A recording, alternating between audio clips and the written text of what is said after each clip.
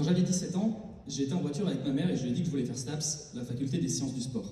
Et vous savez quoi? Elle a pilé. Bon, c'est pas vrai parce qu'on est en 2 chevaux et qu'en 2 chevaux on peut pas piler. Elle m'a simplement répondu, mais tu vas pas faire STAPS pour être prof de fitness quand même.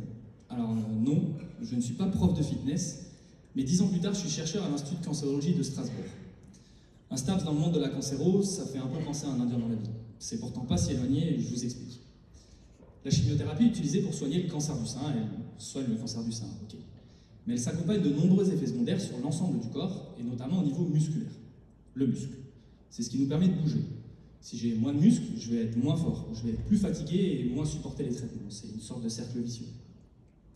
Même si on sait que la chimiothérapie a peu attaqué le muscle, les effets n'étaient pas bien caractérisés.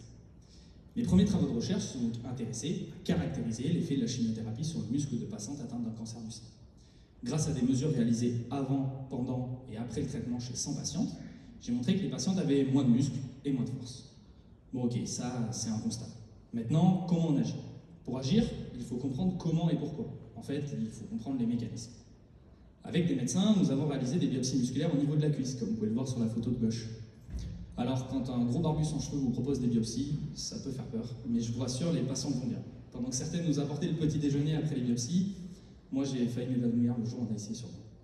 Bref, à partir des bouts de muscles que j'ai étudiés dans mon laboratoire, comme vous pouvez le voir sur la photo de droite, j'ai montré que les fibres musculaires étaient plus petites, qu'elles produisaient moins d'énergie et qu'il y avait plus de gras dans le muscle.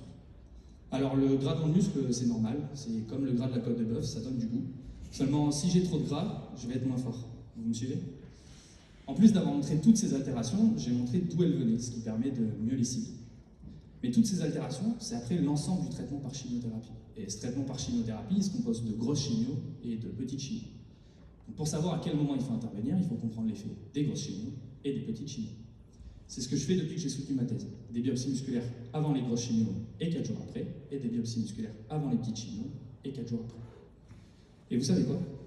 Une seule grosse chimio est suffisante pour induire un vieillissement au niveau musculaire de 60 ans.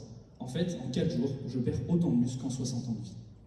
Donc pour contrer l'effet de la chimiothérapie sur le muscle, il faut commencer à se bouger, et ce, dès le début du traitement. Et pour ça, je laisserai la parole à ma collègue Élise, qui a aussi failli finir prof de fitness.